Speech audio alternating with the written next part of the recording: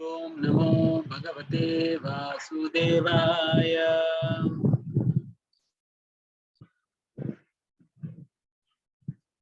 ओम नमो भगवते वासुदेवाय।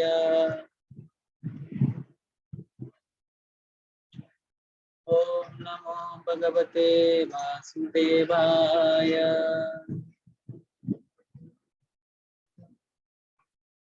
नारायणं नमस्कृत्य नरं चैव नरोत्तमं देवीं सरस्वतीं व्यासं ततो जयमुदीरयेत्। नष्टप्रायेषु भद्रेषु नित्यं भागवतसेवया भगवत्तमश्लोके भक्तिर्भवति नैष्टिकी। कृष्णाय वासुदेवाय देवकी नन्दनाय च नन्दगोपकुमाराय गोविन्दाय नमो नमः। ओम ज्ञानतिमिरन्धस्य ज्ञानाञ्जनशलाकया चक्षुरुन्मीलितं तस्मै श्रीगुरवे नमः। श्रीचैतन्यमनोभीष्टं स्थापितं येन भूतले स्वयं रूपः कदा मह्यं ददाति शुभदान्तिकं। वन्देऽहं श्रीगुरून् श्रीयुतापदकमलं श्रीगुरून् वैष्णवांश्च श्रीरूपं साग्रजातं सहगण रघुनाथान्वितं तं सजीवं साद्वैतं सावधूतं परिजनसहितं कृष्ण चैतन्यदेवं श्रीराधा कृष्णपादान् सहगण ललिता श्रीविशाखान्वितांश्च। हे कृष्ण करुणा सिंधु दीनबंधु जगतपते गोपेश गोपिका कांत राधा कांत नमोस्तुते।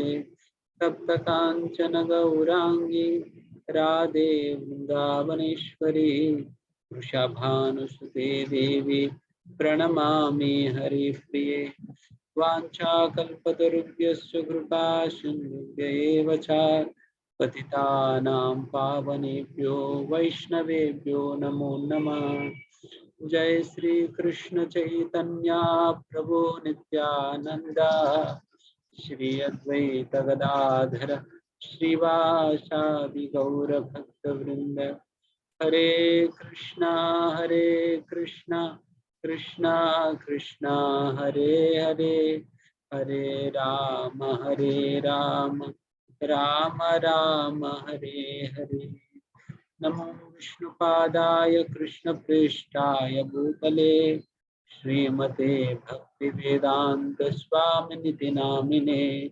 नमस्ते सारस्वती देवे गौरवाणी प्रचारिणे निर्विशेष शून्यवादी पाश्चात्य देशतारिणे।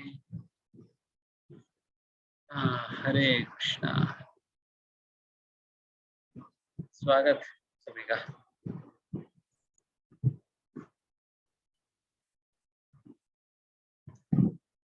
एक दिन पूर्व राशि कह रहे थे स्वागत करते हो सभी को।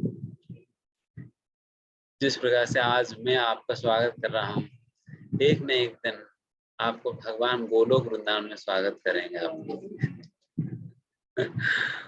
क्योंकि भगवान भी निरीक्षण कर रहे हैं आप सभी का, कब आएगा कब आएगा कब आएगा। आंखें पक गए भगवान की आपके लिए देखते देखते। तो एक न एक दिन लौटेंगे तो भगवान स्वागत करेंगे हमारी। जैसे हम यहाँ जगन्नाथ जी का स्वागत करते, स्वागतम जगन्नाथ स्वागतम, वैसे भगवान आपका स्वागत करेंगे।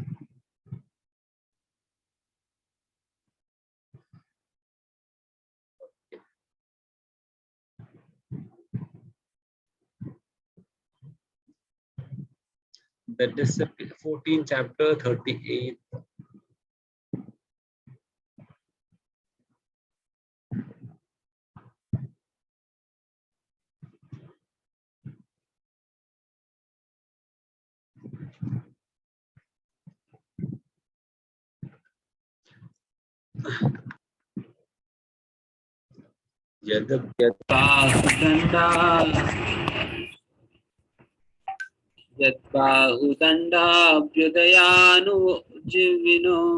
यदुप्रवीरा हि अकुतो भयामुः अधिक्रमन्तं गृधिराहृतं बलात् सभां सुधर्मां सुरसत्तमोचिताम्। हरे कृष्णा। प्रभु जी मेरी आवाज आ रही है ना? जी। हरे कृष्णा, दंडवत प्रणाम पूजा। बड़े बड़े यदुवंशी वीर भगवान श्री कृष्ण की भुजाओं द्वारा सुरक्षित रहकर सभी प्रकार से निर्भय बने रहते हैं। अतएव उनके चरण उस सुधर्मा के सभा भवन में पड़ते रहते हैं जो सर्वश्रेष्ठ देवताओं के लिए है, किंतु जो उनसे छीन लिया गया था। हरे कृष्ण।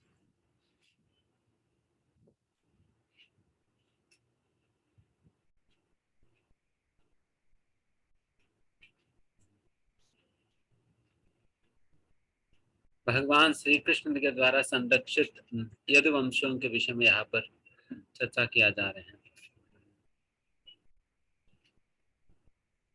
निश्चित रूप से सारा यदुवंश भगवान से भगवान की संरक्षण प्राप्त करने के कारण वो अपने आप को पूर्ण सुरक्षित अनुभव करते हैं, जिसे बिल्कुल निडर है।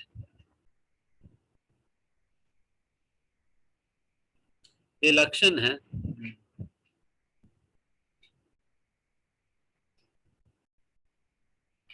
निडर रहना।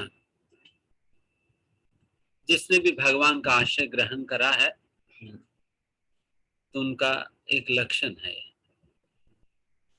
डरते नहीं है। मतलब वैसा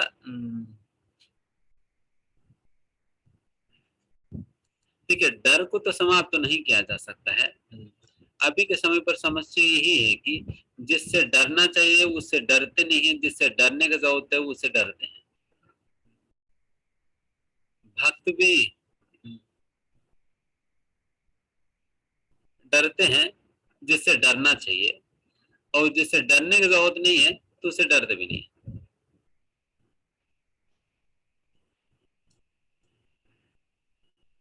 कि भय भी एक महत्वपूर्ण अंश है हमारा जीवन के अंतर्गत। हेल्दी फियर होना भी चाहिए, क्योंकि डर होने से व्यक्ति बचे रहता है। जैसे उदाहरण के लिए छोटे छोटे बच्चों को आग का डर नहीं होता है, क्योंकि उनको पता ही नहीं है आग पर पकड़ने से जलेगा। डर नहीं होने के कारण वो अपना हाथ जलाते हैं। वहां पर समस्या क्या है? डर नहीं उनमें, जिसकी वजह से उनके हाथ जल जा रहे हैं। अगर वही व्यक्ति जब थोड़ा सा मेच्योर हो जाता है, देन उन्हें आग के स्वभाव को पता होने के कारण वो आग को लेकर वो डरता है। नहीं, ये आग है, इसके संपर्क में जाएंगे हाथ जल जाएगी, तो बेहतर है दूर रहो। तो इस डर के कारण वो बच जाता है। तो इस प्रकार से यहाँ पर डर उनको बचा रही है। यहाँ पर डर बचा रही है, और डर नहीं होने पे वो समस्या में फंस जा रहे हैं। तो इस प्रकार से हेल्दी फियर होना अच्छा है, बट बात यह है कि जिससे डरना चाहिए उससे डरना अच्छा है। तो ये इस प्रकार से माया से भी डरना चाहिए। अगर माया से डरेंगे नहीं, देन माया के संपर्क में जाएंगे, क्या करेगी माया करके हम कॉलर उठाकर जाएंगे, देन गर्दन निकाल कर भेजेगी।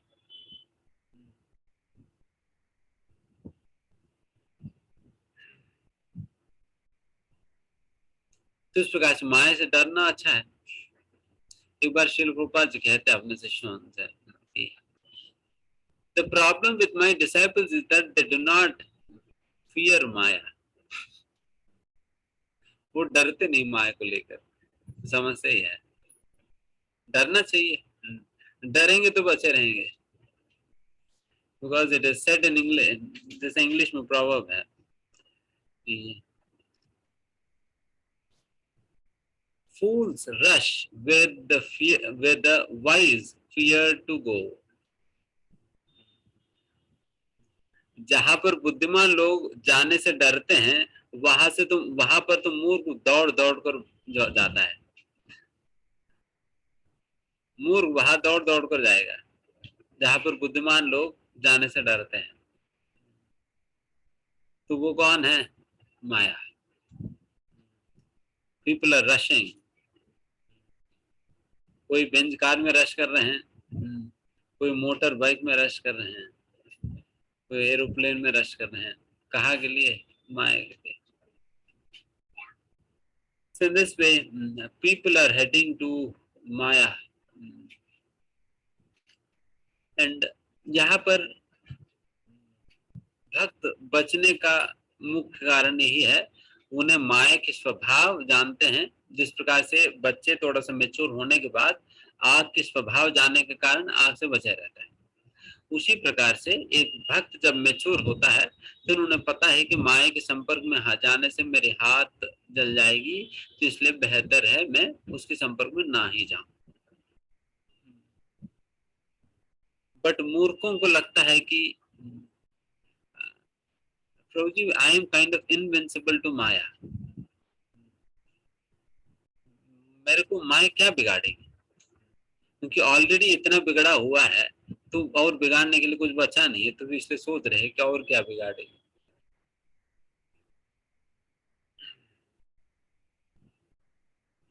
तो ऐसा मूर्ख लोग जो सोचते हैं फिर माया मुझे क्या करेगी, तो मैं तो कुछ भी कर सकता हूँ, कहीं भी जा सकता हूँ, कैसे भी कर सकता हूँ।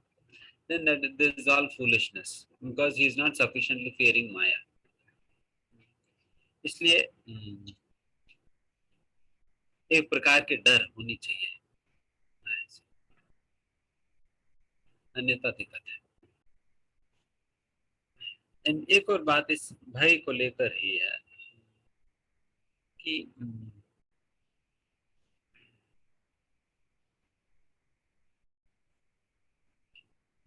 आप अपना साधन भक्ति के लिए भी ये डर मदद करती है। जैसा कि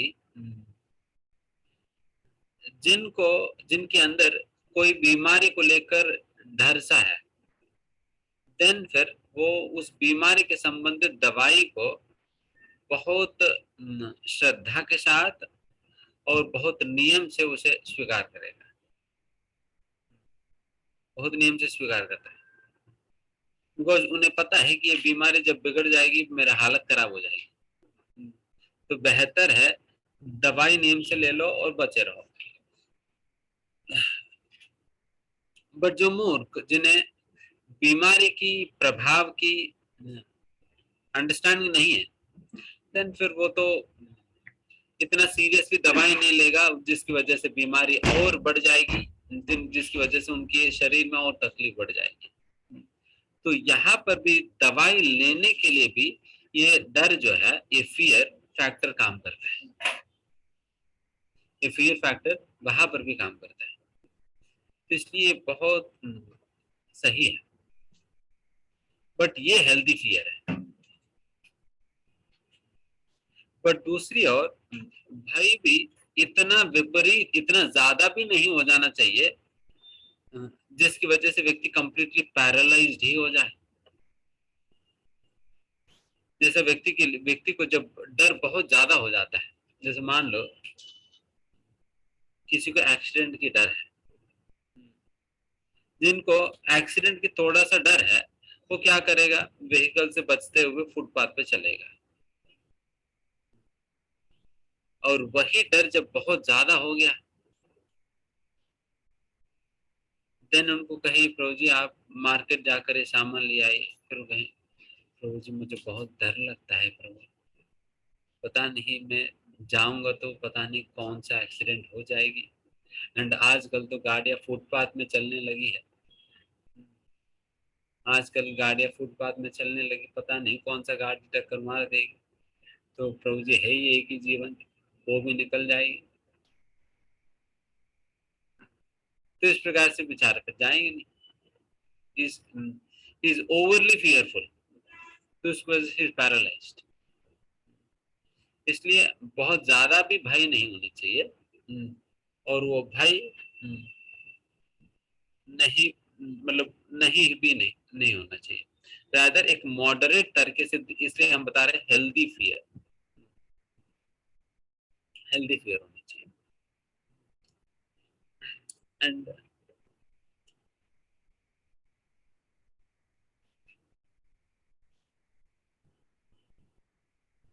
बट यहाँ पर भगवान, यहाँ पर बात कहा जा रही है कि जिसने भी भगवान की आश्रय ग्रहण किया हुआ है, जिसने भी भगवान के चरण कमलों का आश्रय जिन्होंने भी ग्रहण किया हुआ है, उनके अंदर भय खत्म हो जाएगी करके, फियर फैक्टर खत्म हो जाएगी। ये इसको फिर कैसे समझे?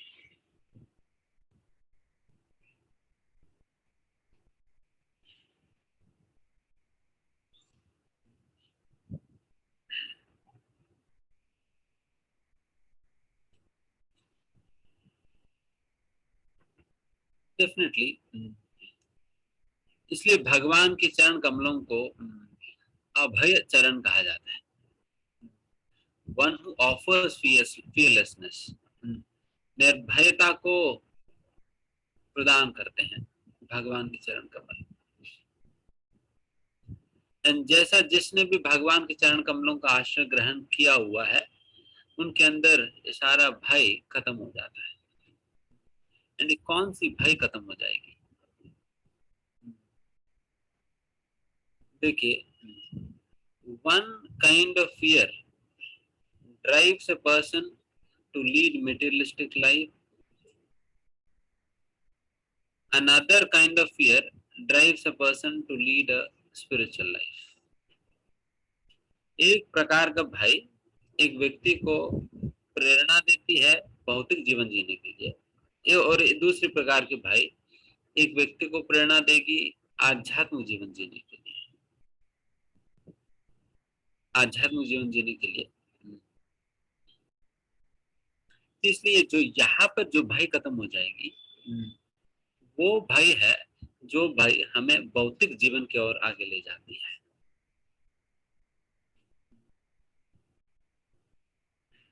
तो फिर कौन सा ऐसा भय है जो हमें भौतिक जीवन की ओर ड्राइव करेगी, आगे ले जाती है?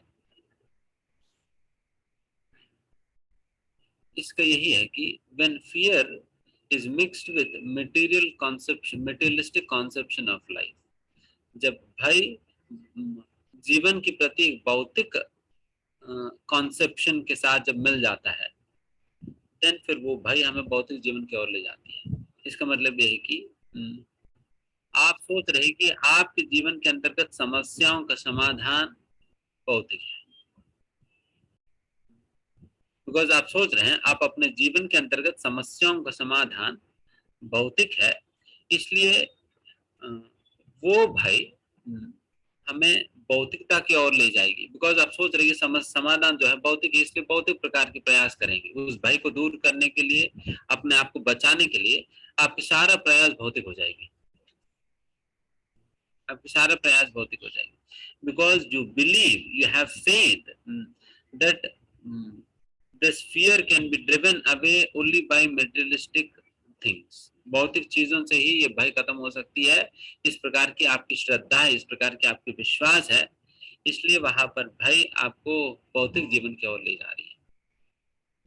एंड वही भय आपका आध्यात्मिक जीवन की ओर ले जाएगी अगर उस भय के साथ साथ आपको जीवन के प्रति एक स्पिरिचुअल अंडरस्टैंडिंग है, स्पिरिचुअल कॉन्सेप्शन ऑफ लाइफ है,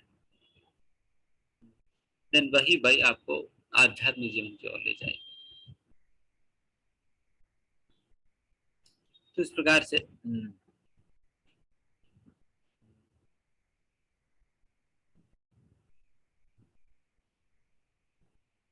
तो ये सारे बातें जैसा चैट में पूछ रहे हैं, फियर ऑफ स्टमक,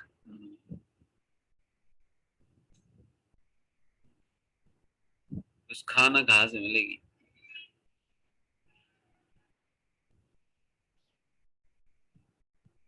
जो मैंने कहा उसी के ही ये उदाहरण ले लीजिए। जिनका जीवन के प्रति एक मटेरियलिस्टिक कॉन्सेप्शन है, उनके पास ये फियर ऑफ स्टमक है, अपने पेट को लेकर डर है, देन वो क्या करेगा? हल्दीराम में जाएगा, कुछ खिला दो भाई, क्या टिक्की है, पानी पूरी है, क्या है, तो वहां जाएगा। और जिनके पास पेट की डर है but spiritual conception of life है, ऑल तो हल्दीराम सामने आएगी फिर भी नहीं जाएगा। वो चलते चलते, वो आंख बंद करके भी चलना पड़ा तो आंख बंद करके चलेगा, बट हल्दीराम में तो नहीं जाएगा। तो फिर सीधा घर जाएगा, भगवान को अच्छा कुछ बनाकर भगवान को भोग लगाएगा, फिर उसके बाद खुद खाएगा। स्पिरिचुअल कॉन्सेप्शन है। दोनों प्रकार से भाई दूर हो रहे हैं। एक व्यक्ति भौतिक प्रकार से उसे समाधान कर रहे, दूसरा व्यक्ति आध्यात्मिक प्रकार से समाधान कर रहे हैं। सो ये थोड़ा सा डिफरेंस है।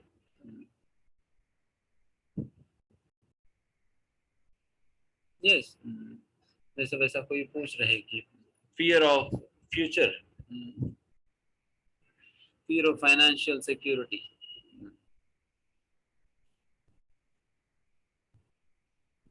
सबसे पहली बात यह है कि there is nothing like security in this world.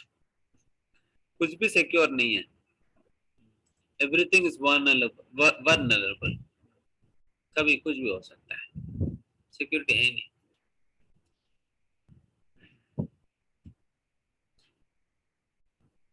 एक नाव को डूबने के लिए क्षण नहीं लगता।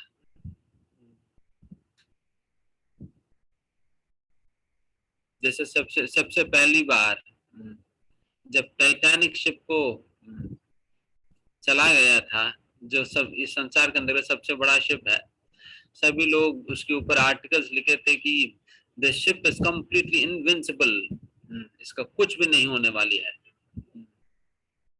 और कितने सारे आर्टिकल्स इत्यादि इत्यादि सारा छप गया था।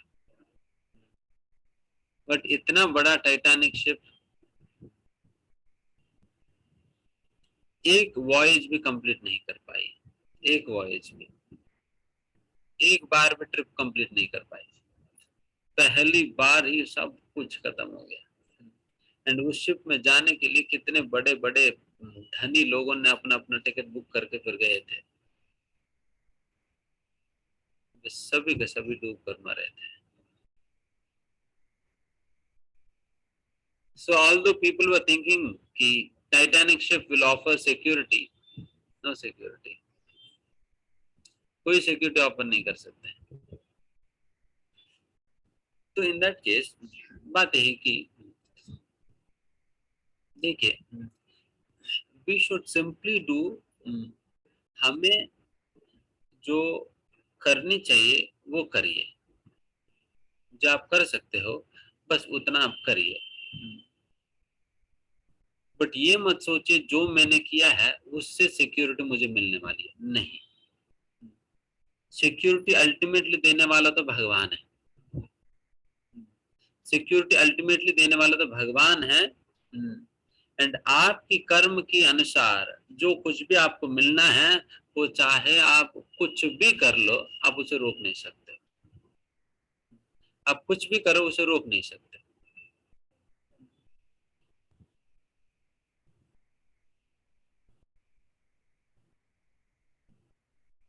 है ना। तो इस प्रकार से simply do what you are suppose, मतलब जो आप कर सकते हो वो आप करिए, but depend on Krishna and have faith in Krishna.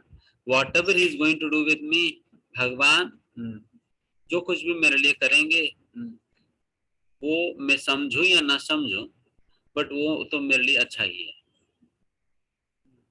Because my father और my mother can never ever do anything which can harm me. मेरी माता और मेरे पिता कभी भी मेरे लिए कोई भी ऐसा कोई कार्य नहीं कर सकते जो मुझे हानि मिल सके। अगर साधा माता पिता के भी आपको कोई हानि नहीं पहुंचा सकते, भगवान क्यों हानि पहुंचा सकते हैं ना, जो माता पिता से भी ज्यादा आपसे प्रेम करते हैं भगवान। तो उस प्रकार का विश्वास भगवान के ऊपर रखते हुए भगवान जिस प्रकार की परिस्थिति भी आपके जीवन में देंगे उसे स्वीकार करिए, but do your duty, that's it. तो इस प्रकार से ये सभी भगवान की छत्र छाया में सुरक्षित महसूस कर रहे थे। सभी यादव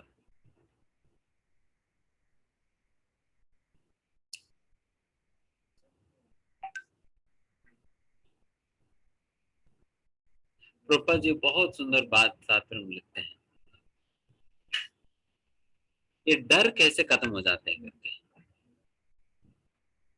प्रभुपाद जी बताते हैं कि जिस प्रकार से जब आप कभी सोए हुए हैं उस समय आप नींद नींद में देखते हैं कि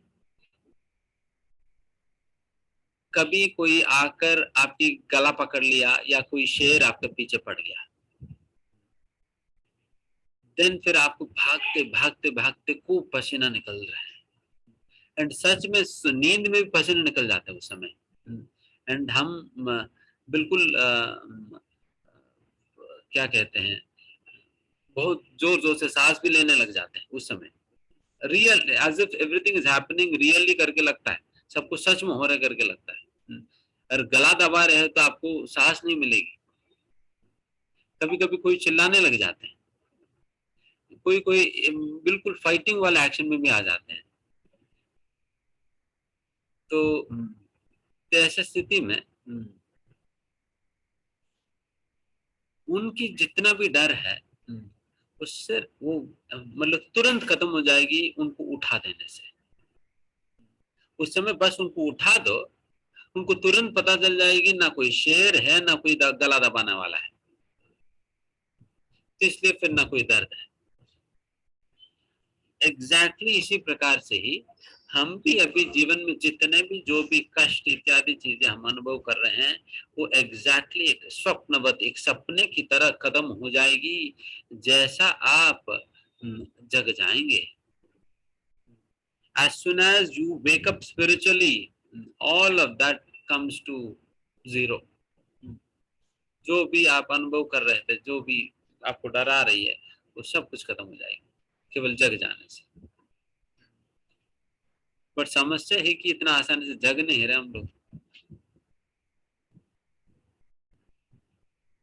5000 साल पहले भगवान आकर जगाने का प्रयास किया फिर भी सोए रहे।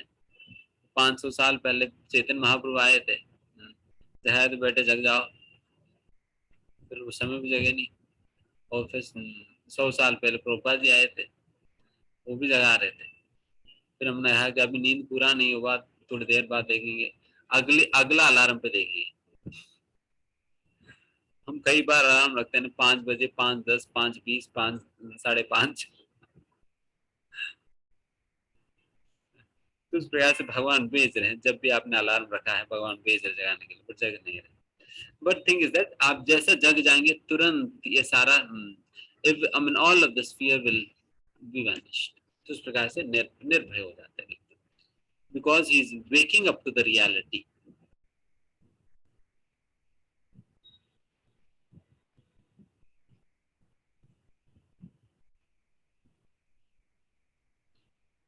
कच्चित्ते अनामयं ताता भ्रष्ट तेजा विभाषि में अलब्धमानो अवज्ञातः किं वा ताता चिरोषितः। मेरे भाई अर्जुन, मुझे बताओ कि तुम्हारा स्वास्थ्य ठीक तो है? ऐसा लगता है कि तुम्हारे शरीर की कांति खो गई है। क्या द्वारका में दीर्घ काल तक रहने से अन्य व्यक्तियों द्वारा असम्मान तथा उपेक्षा दिखलाने से ऐसा हुआ है? देखिए यहाँ कह रहे कि ताता, ये बहुत सुंदर शब्द है संस्कृत में जो अक्सर आपको पढ़ने के लिए मिलता है। ताता किसी को भी कोई भी रिलेशनशिप को आप प्रेम से संबोधित करना चाहते हो, एक अपनापन के साथ, एक अफेक्शन के साथ, तब ये ताता शब्द की प्रयोग किया जाता है। ताता शब्द की प्रयोग किया जाता है। तो इस प्रकार से युधिष्ठिर महाराज अर्जुन को संबोधित कर रहे हैं। यहाँ पर उनकी घनिष्ठता दिखाई पड़ता है इस शब्द के प्रयोग से, युधिष्ठिर महाराज की अर्जुन के प्रति जो प्रेम है। यहाँ पर पूछ रहे हैं कि क्या तुम्हारी चेहरा वगैरह बिल्कुल उदास हो चुका है, क्या तुम ठीक तो हो, श्वास वगैरह ठीक है, करके युधिष्ठिर महाराज अर्जुन से पूछ रहे हैं तुम्हारे श्वास ठीक है या नहीं।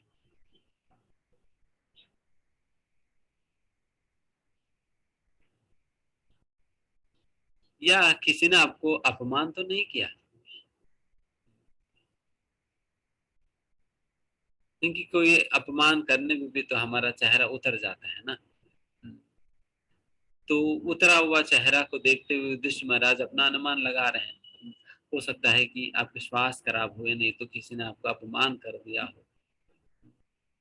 देन फिर उसी संदर्भ में एक महत्वपूर्ण बात लेकर आ रहे हैं युधिष्ठिर महाराज। आप बहुत लंबा समय तक हस्तिनापुर में रहने के कारण या द्वारका में रहने के कारण हो सकता है किसी ने आपके प्रति कुछ अपराधपूर्ण व्यवहार किया हो। बिकॉज क्या है कि जब वैसे जब भी हम किसी के रिश्तेदार के घर पे हम जाते हैं, 1 दिन 2 दिन 3 दिन रुककर हम आ जाते हैं, तब तक हम मेहमान रहते हैं। अगर 2-3 दिन से ज्यादा दिन रहने लगे तो फिर मेहमान नहीं रहेंगे। फिर वो कहेंगे कि प्रोजेक्ट 3 दिन हो गया, क्या हम घर घर गंदा पड़ा हुआ झाड़ू मार देंगे,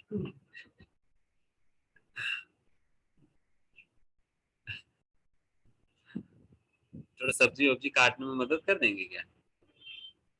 पहले तो बिठा कर खिला रहे थे, तब आप कोई बर्तन भी, तब खाने के बाद थाली भी धोने के लिए ले जाएंगे ना, पर अरे आप मत धोइए मैं धो लेता हूँ। बट वही 3-4 दिन के बाद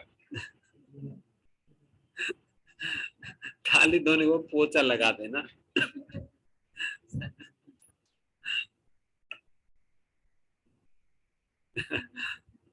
तो यही होता है।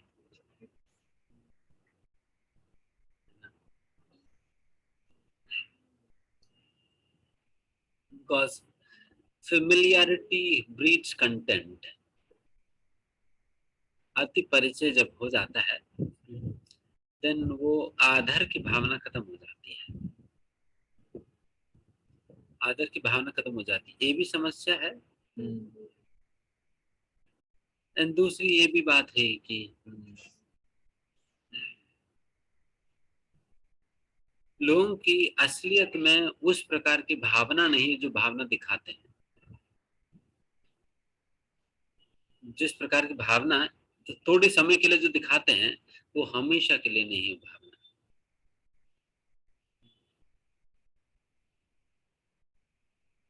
बिकॉज परिस्थितियों के हिसाब से वो लोग उस समय उस प्रकार से व्यवहार करे बस। असलियत में वो उस प्रकार की भावना, इसलिए फिर लंबा समय तक वो अपनी सेवा को इत्यादि को टिका कर नहीं रख पाएंगे। सो दैट इज वाई यहाँ पर मेहमान होने के कारण रिस्पेक्ट है बट प्रेम नहीं होता है। प्रेम है तो कंटिन्यूस रहेगा सेवा। जब केवल रिस्पेक्ट ही है देन फिर थोड़ी देर रहेगा, फिर उसके बाद खत्म हो जाता है। तो इस प्रकार से यहाँ पर समस्या, पहली समस्या जो हमने कहा फेमिलियरिटी, अति परिचय होने पर।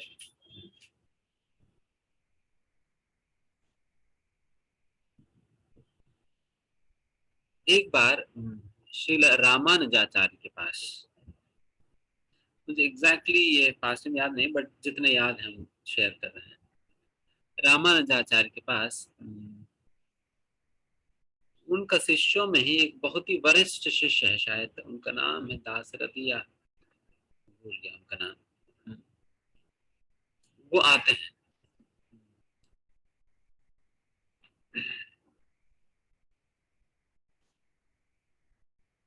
फिर उनसे पूछते हैं कि आप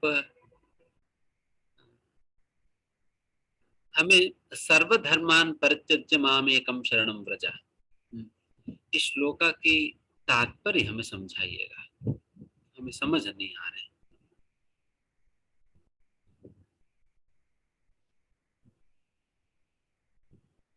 देन उसी समय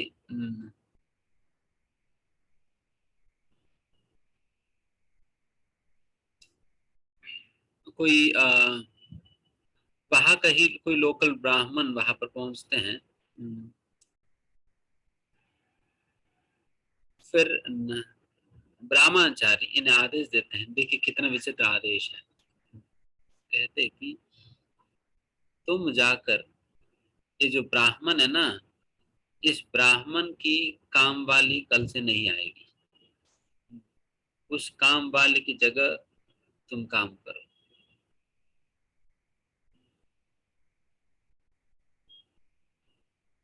देन कब तक, कितने दिन, क्या है, कुछ नहीं पता है। नहीं नहीं, काम वाले की जगह नहीं, नहीं इसमें इस व्यक्ति के घर पे जाकर रहो कर। देन उस ब्राह्मण के घर पे जाकर फिर रहने लगे। देन पहले 2-3 दिन अच्छा से ट्रीटमेंट किया। फिर उसके बाद धीमे धीमे शुरुआत होगी। फिर उसके बाद घर की काम वाली को निकाल दी गई।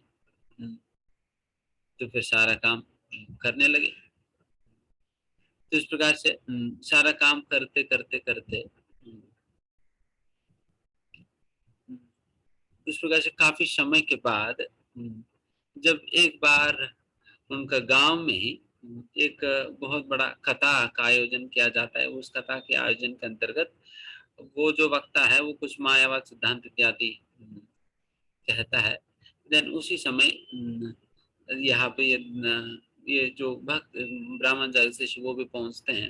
देन फिर वो उल्टा प्रश्न करने लगते हैं, नहीं तुम जो कह रही है गलत है, इस प्रकार से करके फिर उनको उस वाद संवाद में उन्हें हरा देते हैं। तो ये बात देखकर सारे ब्राह्मण सभी लोग बहुत आश्चर्यचकित हो गया। दिन फिर उनसे पूछने लगे कि महाशय आप कौन है, इतने दिन से आप हमारे घर पे इस प्रकार से आप इतना निम्न स्तर की सेवाएं आप कर रहे हो, तो आप असलियत में कौन है, क्या है। कि जब बारंबार बारंबार पूछने लगे तो दिन फिर वो अपनी असली पहचान बताते हैं। देखिए मैं इस प्रकार से रामाचार्य की शिष्य दासरथी।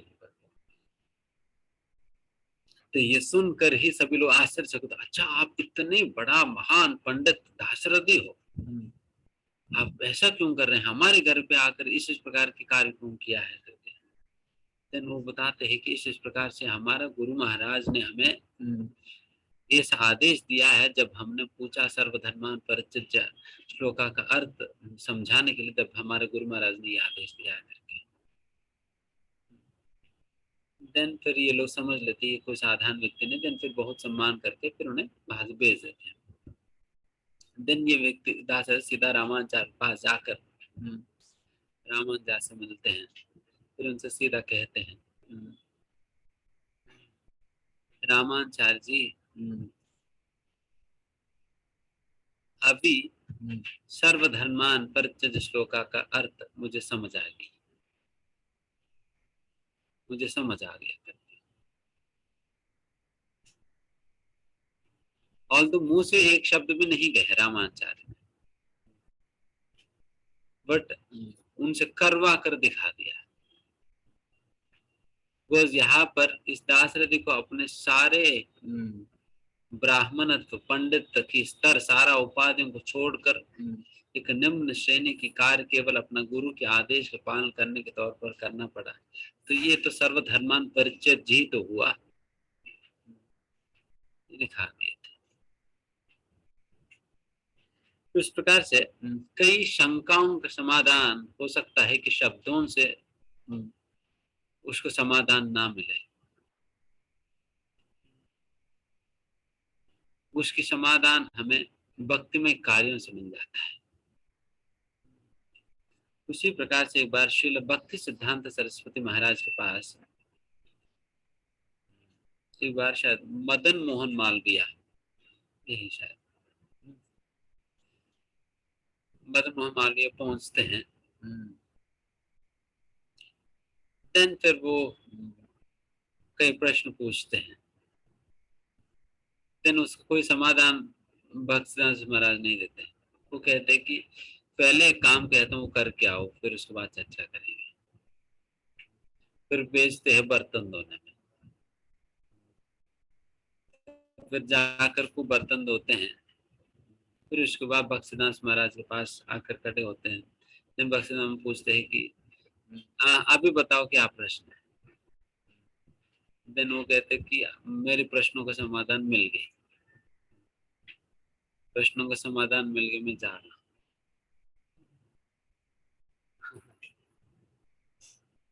तो इस प्रकार से कुछ प्रश्नों के समाधान शब्दों में नहीं दिया जाता है, बल्कि वो समाधान हमें प्रकाशित होता है भगवान की योजना से, आचार्यों की कृपा से, आचार्यों की आज्ञा के पालन करने से। खास करके उन शंकाओं का समाधान जिसका जड़ बुद्धि नहीं है बल्कि हृदय है। एक तो हेड डाउट्स होते हैं, दूसरा हार्ट डाउट्स होते हैं। हेड डाउट्स मतलब जो कि इंटेलेक्चुअल है, उसकी समाधान में भी शब्दों से किया जा सकता है, बट हृदय से जनित शंकाओं का समाधान लॉजिक देने पर भी स्वीकार नहीं करता है व्यक्ति, लॉजिक देने पर भी स्वीकार नहीं करता है व्यक्ति, जिनकी हार्ट डाउट है। वैसा प्रश्नों का समाधान केवल भक्तिमय कार्यों से होता है। इस प्रकार की डाउट्स तो सभी को होता है, कुछ हेड डाउट्स होता है, कुछ हार्ट डाउट्स होता है। हेड डाउट्स को प्रश्न पूछकर क्लैरिफाई कर सकते हो, हार्ट डाउट्स को प्रैक्टिस करना पड़ेगा, साधना करना होगा, सेवा करना होगा। जब पर्याप्त मात्रा में साधना और सेवा करोगे, देन आपकी हार्ट डाउट्स भी क्लियर हो जाएंगी, क्लियर हो जाएंगी। तो डेफिनेटली इसके लिए थोड़ा सा समय लगता है, बट हमें समझना होगा कि अल्टीमेटली क्लियर होगी इस प्रकार से। तो इसलिए मुझे अपना साधन भक्ति ढंग से करना होगा। इसलिए don't wait for the doubts to get cleared to practise bhakti. अगर ऐसा सोचेंगे मेरा सारा प्रश्नों का समाधान मिलने के बाद मैं भक्ति करूंगा, देन भूल जाओ। भक्ति करो, समाधान मिलेगी। भक्ति करेंगे तो तुम्हें तुम्हारे प्रश्नों का समाधान मिल जाएगी, नहीं तो समाधान मिलने पर भी समझ नहीं पाओगे।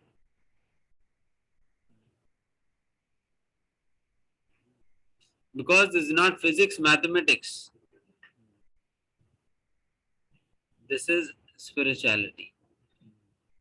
तभी तो कहा जाता है ना, तद विद्धि प्रणिपातेन परिप्रश्नेन सेवया उपदेक्षन्ति ते ज्ञानम ज्ञानिनः तत्त्वदर्शिनः। इसलिए इसमें बताए जा रहे ज्ञान प्राप्त करने की विधि ये है, गुरु का सेवा करनी। गुरु का सेवा किए बिना, गुरु का सेवा किए बिना, गुरु से प्रश्न करके समाधान पाकर भी समाधान को समझ नहीं पाओगे, वो सेवा ही नहीं, सेवा नहीं। इसलिए सेवा करो, वो भी समर्पित होकर, नम्रता के साथ, सबमिशन, प्रणिपात होकर, विद कंप्लीट सबमिशन जब सेवा करो, देन फिर उस सेवा का प्रतिफल आपको गुरु की वचनों को समझने की क्षमता हमें प्राप्त होगी, उस प्रकार की सामर्थ्य हमें प्राप्त होगा गुरु की वचनों को समझने का।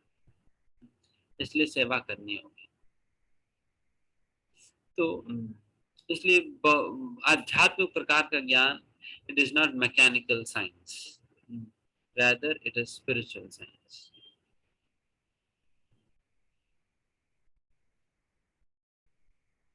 इस प्रकार से disrespecting and neglecting you because of your long stay in Dwarka,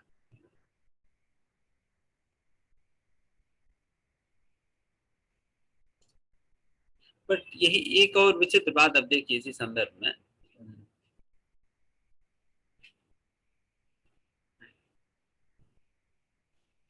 यहाँ पर बहुत लंबा समय तक कहीं पर रुक जाने से, जैसे मैंने कहा, फेमिलियरिटी बढ़ता है और फिर लोग वो सम्मान आदर देना बंद कर देते हैं, फिर उसके बाद सेवा भी करना छोड़ देंगे।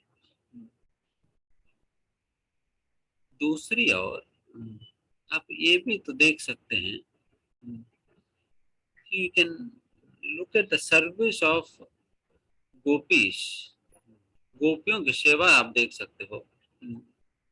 For them every day is a festival, हर दिन ही एक नया उत्सव की तरह। इसलिए भक्ति के विषय में यमुनाचार्य कहते हैं कि नव नवायमान, हर दिन ही एक नया अनुभूति है भक्ति में। वो फीकापन आपको भक्ति में नहीं लगेगा। जब भक्ति भाव के साथ जब आप करते हो, वो फीकापन नहीं लगेगा, बल्कि हर दिन वो नयापन आपका अनुभव होगा। क्यों नयापन? क्योंकि हम जिस भगवान की सेवा कर रहे हैं वो तो नवयवनम च, वो खुद ही नवयवन है, एवर फ्रेश है, एवर यंग है। तो वैसा नवयवन और एवर फ्रेश भगवान की जब आप सेवा करते हो, देन उनकी सेवा भी नवनवायमान में ही होगा, एवर फ्रेश ही रहेगा। इसलिए भक्ति इज नेवर बोरिंग, भक्ति कभी बोरिंग ही नहीं हो सकता। अगर बोर लग रहे तो भक्ति नहीं करना। भक्ति असलियत में करने का यही सिम्टम है कि जयात्मा सुप्रसीदति, सुप्रसीदति, he'll be happy from within,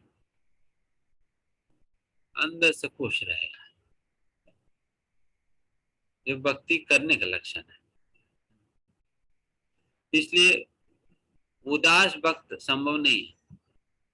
अरे ये भक्त भी और उदास भी, ये कैसे? उदास भक्त नहीं हो सकता, ये दोनों साथ साथ नहीं चले। बिकॉज भक्ति कर रहे हैं तो भक्त है तो फिर सुप्रसिद्धि होनी चाहिए,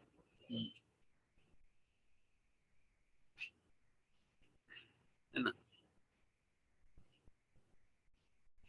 ठीक है, उदास हो सकते हैं जब आप विप्रलंब भाव के अनुभव कर रहे हो, जब भगवान की सेपरेशन आप फील कर रहे हो, तब तो ठीक है, हम मान लेंगे, बट तब तक तो नहीं। तो इस प्रकार से भक्ति में ये इलेक्शन नहीं है। भक्ति में डिफरेंस, जैसा साधारण मेटेरियलिस्टिक डीलिंग्स में familiarity breeds contempt, spiritual exchanges में, स्पिरिचुअल डीलिंग्स में, स्पिरिचुअल सर्विस में familiarity breeds affection, familiarity breeds love, familiarity breeds intimacy. Intimacy बढ़ता है उसमें, फेमिलियरिटी, वहां पर कंटेम्प्ट नहीं बढ़ेगी।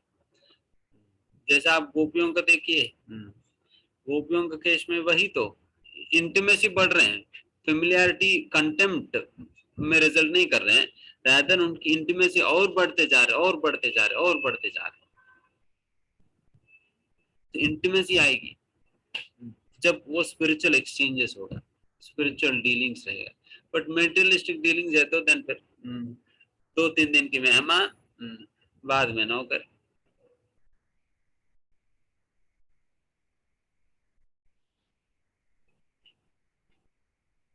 ठीक है। कच्चिन्नाभिहतो अभावे शब्दादिभिरमंगले न दत्तम मुक्तम अतिभ्या आशया यत् प्रतिश्रुतम। कहीं किसी ने तुम्हें अपमानजनक शब्द तो नहीं कहे, या तुम्हें धमकाया तो नहीं? क्या तुम याचक को दान नहीं दे सके, या किसी से अपना वचन नहीं निभा पाए? इसमें कुछ कुछ चीजें तो हमारे लिए भी तो लागू है। अगर कोई हमारे साथ कोई दुर्भाषा कहता है देन हम भी उदास हो जाते हैं। कोई गलत प्रकार से हमसे बात करता है तो फिर हम भी उदास हो जाते हैं। बट कुछ चीजें हमारे लिए पता लागू तो नहीं है। कोई मांगने पर हम नहीं दे पाए तो उसके लिए हम कभी उदास तो नहीं होते हैं, बट उस समय के लोग होते थे। खास करके क्षत्रिय तो है ही। क्षत्रिय धर्म के अंदर में जो भी जिसने भी मांगा है फिर उनकी जरूरतों को पूरा करने का पूरा प्रयास किया जाता है। इसलिए अगर इस प्रकार के रेसिप्रोकेशन नहीं करने पे हो सकता है कि आप उदास हो, फिर यहाँ पर पूछा जा रहा है ना।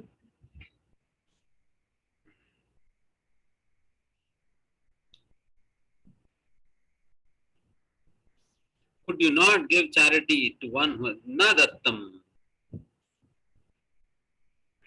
It's definitely charity.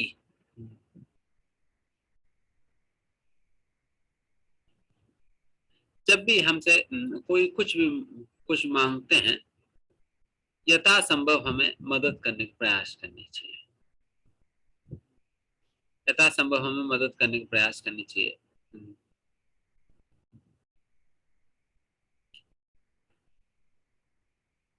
जैसा जब हम कहीं गाड़ी में चल रहे हैं, गलियों में चल रहे हैं, कई भिखारी लोग आकर मांगते हैं, तो उन्हें जो भी यथासंभव मदद करनी चाहिए।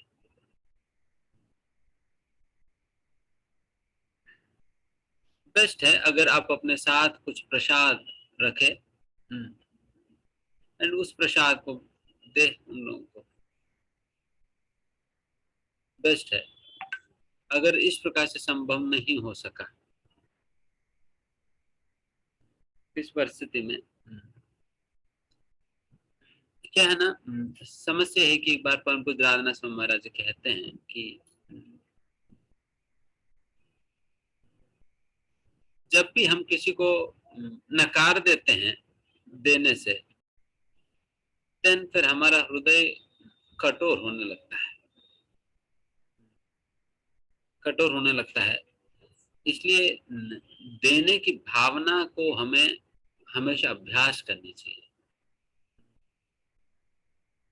देने की भावना हमें अभ्यास करनी चाहिए।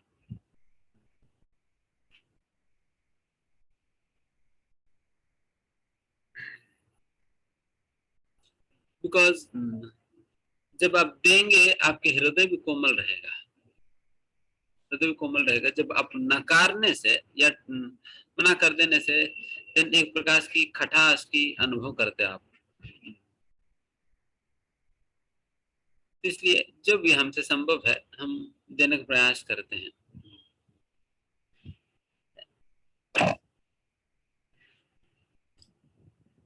एंड डेफिनेटली उचित रूप से उनकी योग्यता के अनुसार। बिकॉज वैसे तो जब दान के विषय में चर्चा किया जाता है, जब दान के विषय में चर्चा किया जाता है, दान योग्य व्यक्ति को देनी चाहिए करके हम भगवद्गीता में पढ़ते हैं। सात्विक तामसिक राजसिक दान में सात्विक दान मतलब व्यक्ति भी योग्य होना चाहिए, समय भी योग्य होनी चाहिए एंड कारण भी योग्य होना चाहिए, पर्पस। आपकी मेजॉरिटी ऑफ द डोनेशन से चैरिटी इस प्रकार से आप अलाइन कर सकते हो। एंड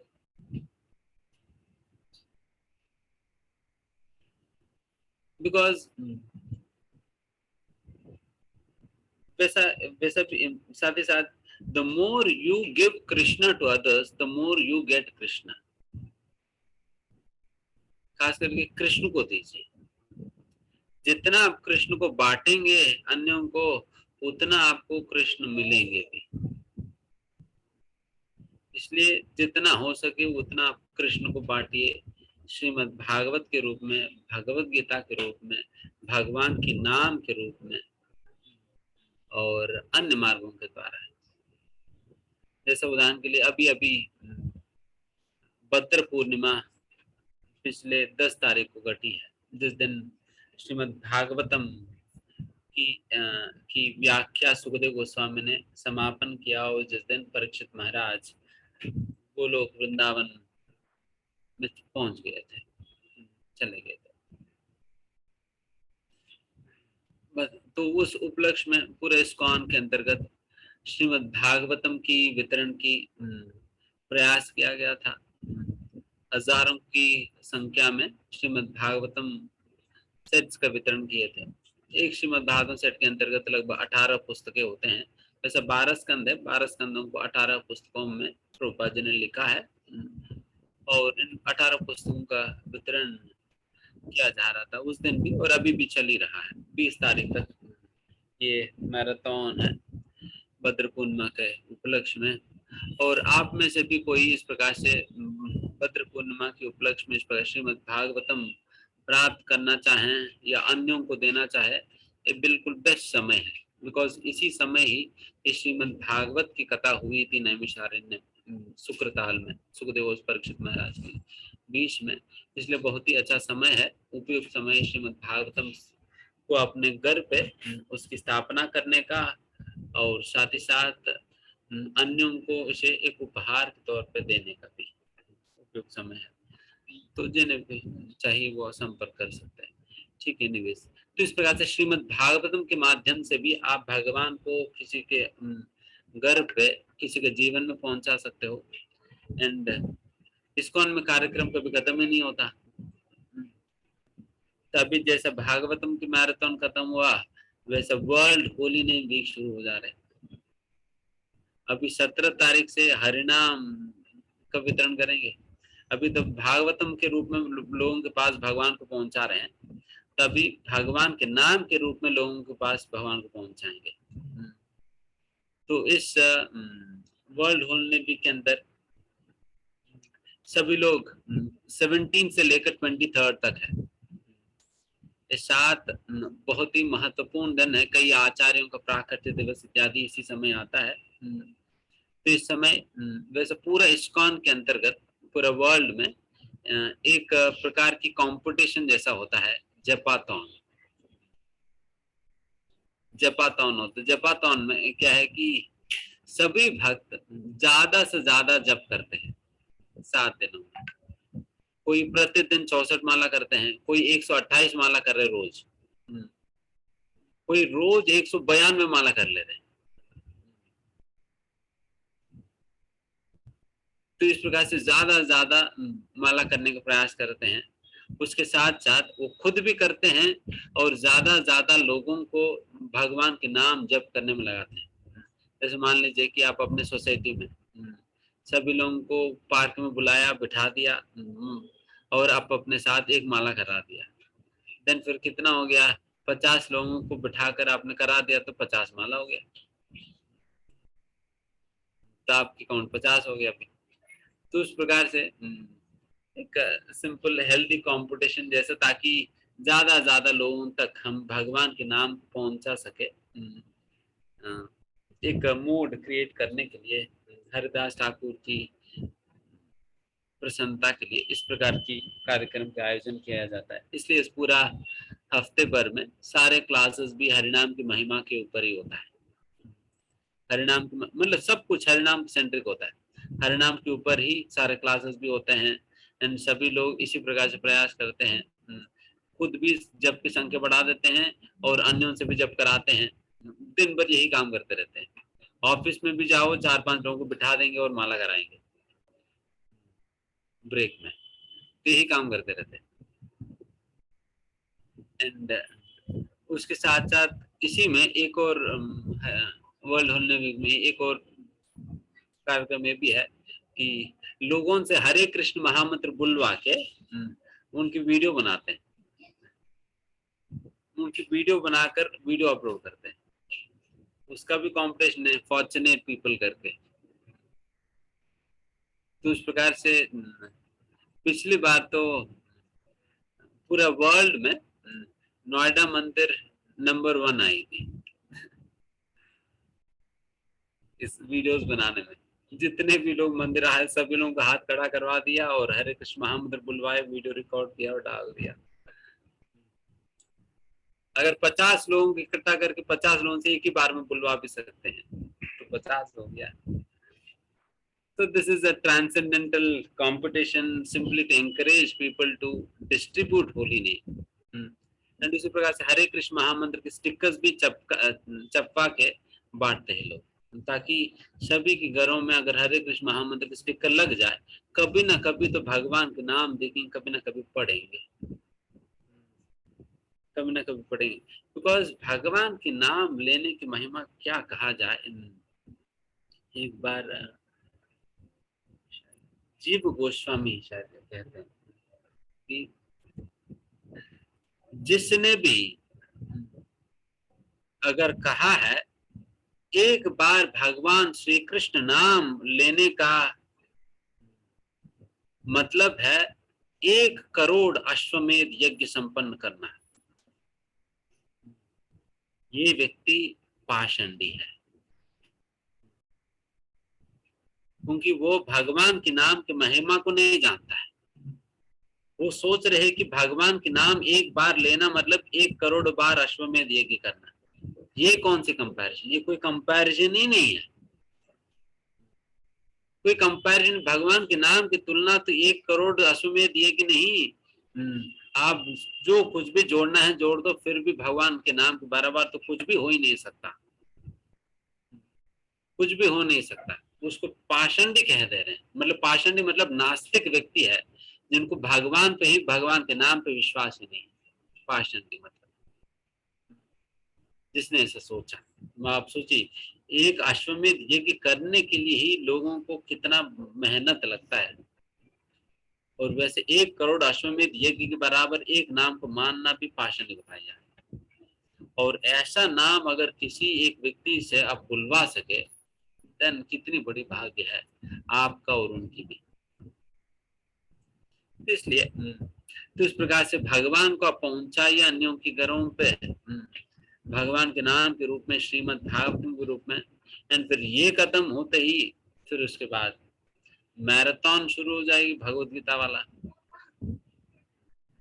तो भगवत गीता के रूप में पहुंचाएंगे फिर लोगों के घरों में।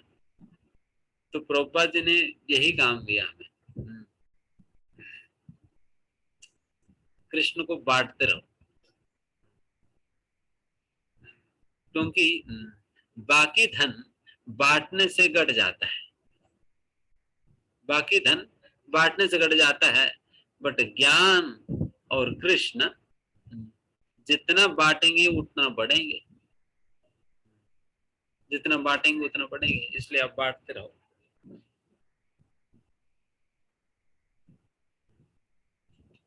इसलिए चैरिटी के विषय में बता रहे हैं। And could you not keep your promise to someone, अब वादा करने के बाद क्या उसे निभा नहीं पाए? हम तो अक्सर यही करते हैं, उदास तो नहीं होते हैं। हम अपने वादा को कभी निभाते तो नहीं, बट उदास भी नहीं होते, बिकॉज इट हैज बिकम मतलब हमारे लिए तो साधारण हो गया, नॉर्मल हो गया, बट अर्जुन के लिए तो कंप्लीटली एबनॉर्मल स्टेट है अपना वादा को निभा नहीं पाना। बिकॉज उस समय तो बात मतलब ऐसे ही होता था कि जैसा कहा ही जाता है कि अगर अपना प्राण भी देना पड़ा फिर भी वो अपना जान को मतलब वचनों को तो कॉम्प्रोमाइज नहीं करेंगे। जो भी एक बार जान से निकल गया तो निकल गया, तो उसे निभा रहेंगे।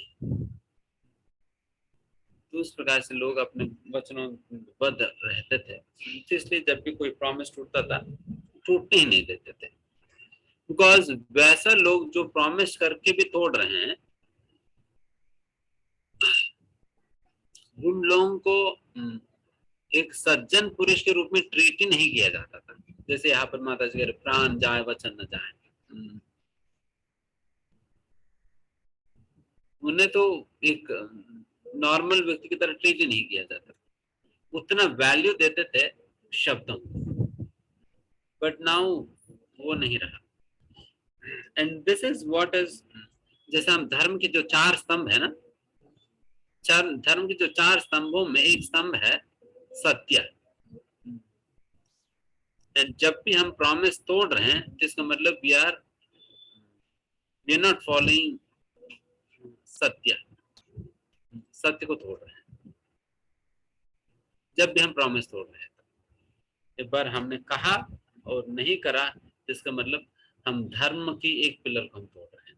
बिकॉज मैं इसलिए बता रहा हूँ, बिकॉज कई लोगों को लगता नहीं कि हम कहा हम तो धार्मिक हैं। बताओ कितना धार्मिक है, कितनी बार तुम अपने वचन को तोड़ा है। कई लोग बहुत घमंडी होते हैं इस बात को लेकर, मैं बहुत धार्मिक हूँ, कभी मैंने कुछ गलती करता ही नहीं। फुलिशनेस। ठीक है, आज की लास्ट श्लोका पढ़ेंगे। कच्चित्त्वं ब्राह्मणं बालं गां वृद्धं रोगिणं स्त्रियं शरणोपस्त्रं श्रुतं सत्वं नात्याक्षी शरणप्रदाः।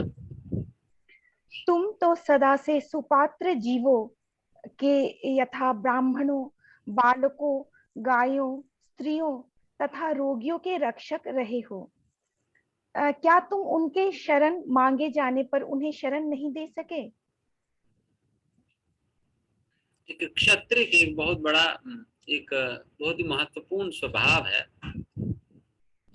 इस प्रकार से जो भी आश्रित है उनको आश्रय प्रदान करना या संरक्षण प्रदान करना एक क्षत्रिय का अपना स्वभाव है, आश्रय देना। एंड इसी स्वभाव के कारण भरत महाराज फंस गए थे। भरत महाराज हालांकि वो अपना सारा संपत्ति सब कुछ छोड़ छाड़ कर फिर जंगल में चले गए, साधन भजन करने लगे। बट उस समय जब हिरण को एक निस्सहाय स्थिति में उन्होंने देखा, हिरण को आश्रय दिया और एक राजा की तरफ पालने लग गए थे, तो फंस गए।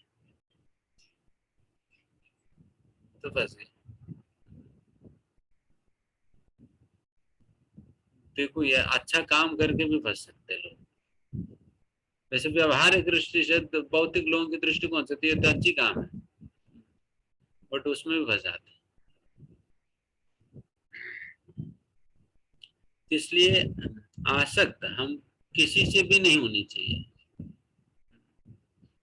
आसक्त केवल कृष्ण की सेवा से होनी चाहिए, केवल कृष्ण की सेवा से होनी चाहिए। एंड ये जितने भी अच्छे गुण भी जैसे यहाँ पर भरत महाराज जी उस प्रकार के आश्रय देने के स्वभाव के कारण फंस गए।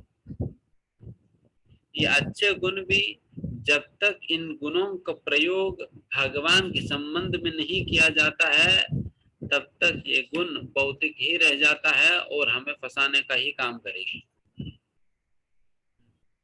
फंसाने का ही काम करेगी। तभी भगवान अर्जुन का भी दया को खंडन कर रहे हैं और वही दया भरत महाराज को भी अपने भक्ति पद से उनको नीचे गिरा दी। वही दया भरत महाराज को नीचे गिरा दिया। उसी दया को भगवान श्री कृष्ण गीता के अंतर्गत खंडन किया है, क्योंकि ये दोनों लोगों ने जो दया दिखाने का प्रयास कर रहे हैं ये दया आध्यात्मिक नहीं है बल्कि भौतिक है।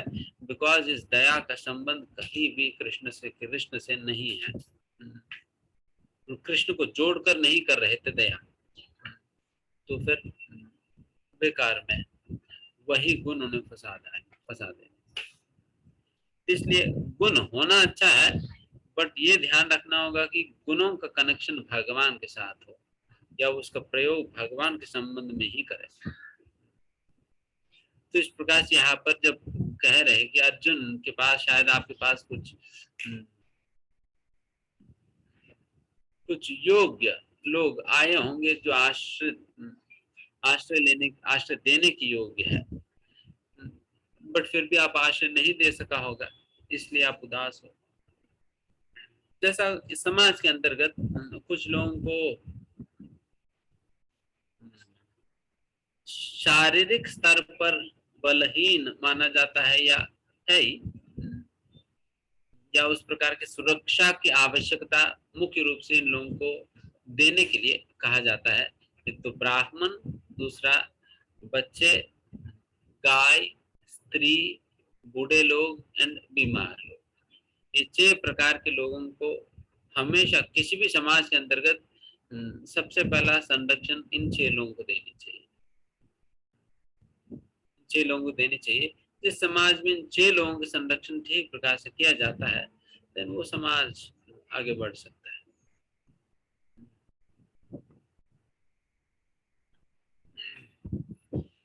बस ये बलहीन वर्ग है।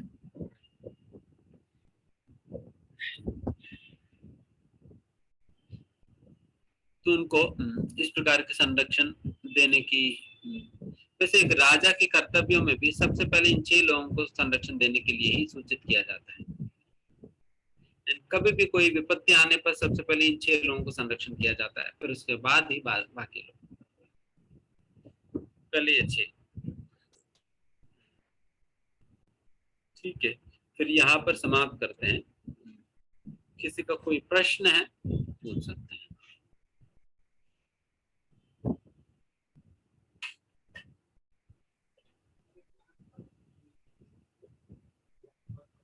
और आप सभी लोग, जैसा हमने बताया अभी वर्ल्ड होलिडे वीक के विषय में भी एंड भागवत मैराथन के विषय में भी, इन दोनों में आप लोग पार्टिसिपेट कर सकते हैं। एंड आप अभी से ही, हमारे भक्त लोग कहते थे कि उनके घर पे अगर कोई सब्जी डिलीवर करने भी आते तो उनको पकड़ लेते थे। अब बैठ जाओ, आपको 5-10 रुपए एक्स्ट्रा दे देंगे, आप बैठ जाओ माला करने। हमारे एक माला काउंट हो जाएगी, नहीं तो वीडियो रिकॉर्डिंग कर देंगे उनकी। कुछ तो करके भेजते थे। हमारे एक डिवोटी तो ऐसे भी करते थे, तो वो तो सब्जी मंडी में चले जाते थे और 10 लोगों के साथ सब्जी मांग करते थे, बट लेते थे एक ही जगह से, बट 10 लोगों से मांग, ताकि फिर 10 लोगों को वीडियो भेज सके।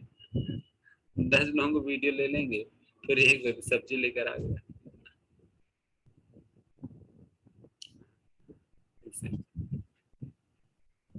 ठीक है।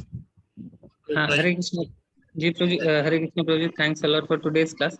तो क्वेश्चंस प्रभु जी डिस्कस करें, उसके पहले वही अनाउंसमेंट है। जैसे आप बता रहे थे कि वर्ल्ड होली नेम वीक है, तो उसके लिए वीडियोस सभी से छोटा सा एक वीडियो बना सकते हैं, उसका फॉर्मेट ग्रुप पे शेयर कर दिया जाएगा कि नाम और कहाँ से हैं और वर्ल्ड पीस एंड लव के लिए ये हरे कृष्ण महामंत्र डेडिकेट कर रहे हैं। तो इस तरीके से बोलते हुए वीडियो सभी से बनवा के फिर आप जो आशीष प्रभु, अभिनव प्रभु जो ग्रुप पे मैसेज डालते हैं, उनको आप अपने वीडियोस भेज सकते हैं। तो एक तो ये इम्पोर्टेंट अनाउंसमेंट है। और दूसरा ये है कि 9 डेज 18 चैप्टर कोर्स, जिसके द्वारा मोस्ट ऑफ द डिवोटीज जो अभी अटेंड कर रहे हैं इन क्लासेस को, प्रभु जी से कनेक्ट हुए हैं, तो मोस्ट ऑफ द डिवोटीज वो उसी 9 डेज 18 चैप्टर कोर्स के थ्रू हुए हैं। तो वो अगेन 30 सितंबर से हम लोग शुरू कर रहे हैं। तो सभी से हमारा ये रिक्वेस्ट है कि आप सभी को डेफिनेटली बेनिफिट हुआ है, तभी आप लोग इतने सुंदर तरीके से अपना समय निकाल के क्लास कर रहे हैं। तो आप सभी लोग हेल्प करिए इस 9 डेज 18 चैप्टर कोर्स को ज्यादा से ज्यादा लोगों तक पहुंचाने में। एंड ऑनलाइन है तो आपके जितने भी फ्रेंड्स हैं, रिलेटिव्स हैं, सभी को आप भेजिए। लास्ट टाइम 2-3 बार से तो हम लोग, 4-5 बार से तो हम लोग फ्री रख रहे थे, बट वही था कि उस समय एक सीरियसनेस उतना नहीं देख रहे थे हम लोग। कुछ डिवोटीज को, आप जैसे जो लोग हैं, उनका तो सीरियसनेस था, बाकी लोग उतना सीरियसली ले नहीं रहे थे। तो उसके लिए फिर हमने ऐसा करा था कि इस बार से उसको 99 रुपए का एक चार्ज रखा है, मिनिमम चार्ज है। एंड उसमें भी जो लोग 60% मार्क्स लाएंगे एंड 9 डेज में से मिनिमम 7 डेज अटेंड कर रहे हैं, तो उनको हम लोग फिर एक Bhagavad Gita as it is भी उनको एज ए गिफ्ट भी देंगे। तो 60% मार्क्स ला रहे हैं, प्लस उनका अगर 7 डेज एटलीस्ट वो अटेंडेंस है, तो 99 रुपये मिनिमम चार्ज है। तो आप सभी लोग हेल्प करिए हम लोगों को ज्यादा से ज्यादा डिस्ट्रीब्यूट करने में, इस भगवत गीता के नॉलेज को स्प्रेड करने में। और आप सभी लोग अपना जो भी आपका फेसबुक, ट्विटर, जितना भी नेटवर्किंग है, आप उसमें सभी लोग भेज सकते हैं इसको आप लोग स्प्रेड करने के लिए। मतलब आप लोग ये और भी इंस्टाग्राम, जितने भी आप लोगों के चैनल्स वगैरह हैं, आप लोग सभी में भी स्प्रेड कर सकते हैं इसको, ताकि ज्यादा से ज्यादा लोग इन कोर्स से जुड़ सके, है ना। तो बहुत बहुत धन्यवाद। यस, थैंक यू प्रभु जी। तो यस, जिनके भी प्रश्न है वो पूछ सकते हैं। हरे कृष्णा।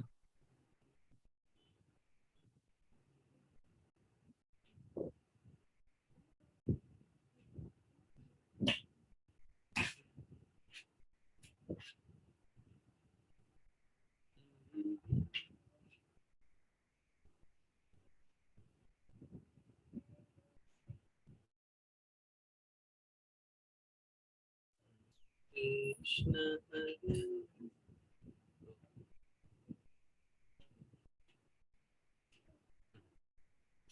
ठीक है, यहाँ समाप्त करते हैं।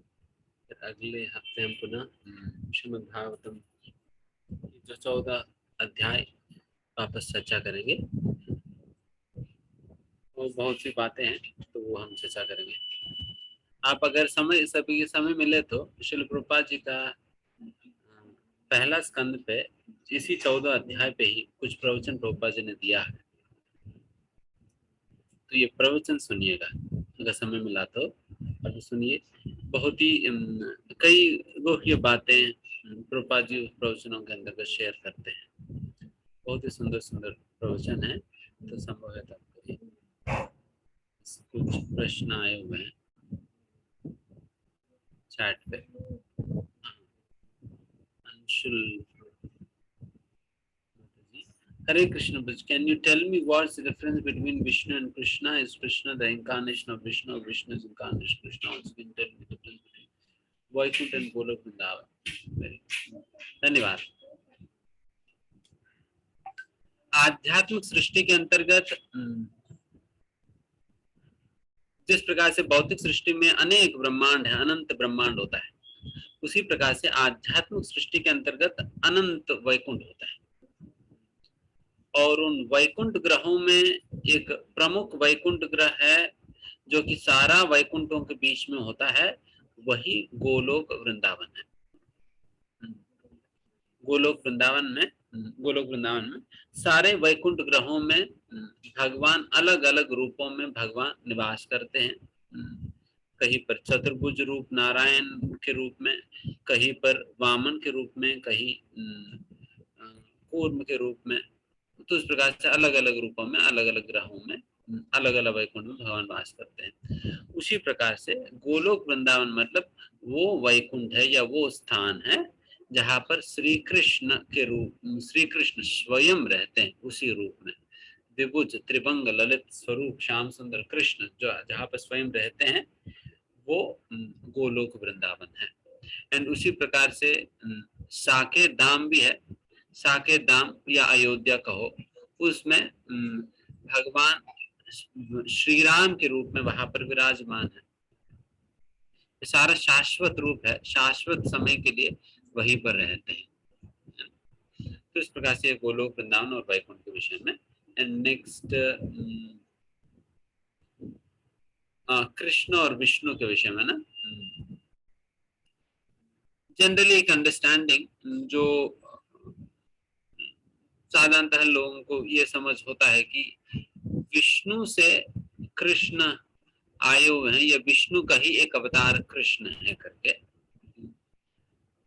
बट गौड़ीय वैष्णव संप्रदाय के अनुसार और ब्रह्म संहिता और अन्य शास्त्रों के अनुसार आधार पे, भागवतम का भी आधार पे ये बात निर्धारित किया जाता है कि कृष्ण से विष्णु प्रकट होते हैं। कृष्ण ही मूल है, कृष्ण से विष्णु प्रकट होते हैं, है ना। जैसा विष्णुर महान स यह यस्य कला विशेषो गोविंदमादि पुरुषम तमहम भजामि। विष्णुर महान, ये जो महाविष्णु है, स यह यस्य, जिस गोविंद की मैं भजन करता हूँ वैसा गोविंद की कला विशेष, ये कला है मतलब एक्सपेंशन है। ये जो विष्णु, ये जो श्री कृष्ण की जिनकी पूजा मैं करता हूँ उनकी एक एक्सपेंशन है करके वहां पर भी कहा गया ब्रह्म संहिता। उसी प्रकार से और भी कई शास्त्र है जिसके आधार पर बात कहा जा सकता है। एंड वैसा इस पूरा अवतारों की क्रोनोलॉजी किस प्रकार से होता है, जैसे सबसे पहले भगवान श्री कृष्ण होते हैं, फिर उनसे बलराम जी आते हैं, बलराम जी से चतुर्व्यूह आते हैं, चतुर्व्यूह से फिर आगे नारायण आते हैं, नारायण से फिर और दूसरा चतुर्व्यूह। उस प्रकार से एक क्रोनोलॉजी है। एंड उस क्रोनोलॉजी के नीचे जब जाएंगे अनेक अनेक अनेक एक्सपेंशन के उपरांत संकर्षण से महाविष्णु प्रकट होते हैं। एंड महाविष्णु से आते हैं, ठीक है इतना तो आप समझाए, महाविष्णु आते हैं। तो उस प्रकार से ये विष्णु संकर्षण से आए, जो संकर्षण का मूल है भगवान श्री कृष्ण। तो जैसा हम सेशंस जैसा हम ले रहे हैं तो उसी में ये क्रोनोलॉजी भी कभी ना कभी आता ही है, तो उसमें हम एक्सप्लेन करेंगे और डिटेल में। बट एक रफ अंडरस्टैंडिंग यही है, कृष्ण से बलराम जी आते हैं, बलराम जी से फिर पहला चतुर्व्यूह, चतुर्व्यूह के अंतर्गत वासुदेव वासुदेव संकर्षण अनिरुद्ध प्रद्युम्न, फिर वहां की संकर्षण से नारायण आएंगे, फिर नारायण से फिर पुनः द्वितीय चतुर्व्यूह आता है। उसी क्रम में फिर आगे जाकर महाविष्णु प्रकट होते हैं संकर्षण से। तो उस प्रकार से प्राकृतिक की बात, ठीक है।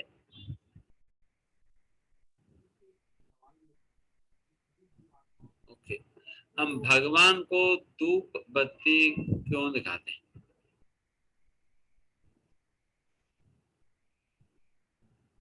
वैसे एक प्रकार की अंडरस्टैंडिंग है कि जैसा जब हम भगवान को आरती अर्पण करते हैं, आरती अर्पण करते हैं, ये वैसा एक सम्मान का सूचक है।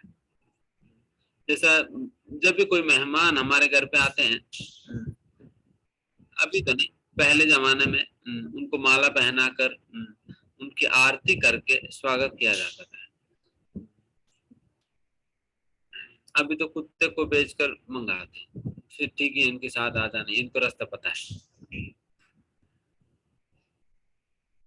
तो पहले तो इस प्रकार से करते हैं। एंड इसमें जब हम आरती करते हैं, आरती के अंतर्गत ये सारे चीजें जब हम अर्पण करते हैं, एक प्रकार से जो इस भौतिक तत्वों का हम अर्पण करते हैं। जैसे पृथ्वी का अंश है गंध, गंध की अर्पण जो है इस प्रकार से धूप बत्ती के द्वारा किया जाता है। धूप बत्ती के द्वारा गंध की अर्पण हम कर रहे हैं भगवान का। तदीय वस्तु तुभ्यमेव समर्पयामि, भगवान का ही वस्तु है पृथ्वी, भगवान को ही हम अर्पण कर रहे हैं। तो इस प्रकार से एक अंडरस्टैंडिंग ये है, ठीक है। और ये सारे लेक्चर्स आपको वैसा फेस मतलब YouTube पे भी मिल जाता है, वैसा प्रभुपाद वाणी करके एक वेबसाइट भी है, उसमें आपको श्रील प्रभुपाद जी के सारे प्रवचन मिल जाएंगे, prabhupadwani.com से, उसमें मिल जाएंगे। प्रभु जी एक सवाल है छोटा सा, वो ये कि हम सबके हृदय में, जैसे भगवान कहते हैं सभी जीवात्माओं के हृदय में मैं वास करता हूँ, तो वो कौन वास करता है, भगवान श्री कृष्ण या भगवान विष्णु, या आपने इतने सारे वो बताए हैं जैसे? अच्छा तो महाविष्णु से गर्भोदक विष्णु प्रकट होता है, गर्भोदक विष्णु से क्षीरोदक विष्णु प्रकट होते हैं, एंड वही परमात्मा है। क्षीरोदक विष्णु ही परमात्मा के रूप में सारा जीवों के अंतर्गत वास करते हैं। धन्यवाद। ओके, हरे कृष्णा, श्रील प्रभुपाद की जय।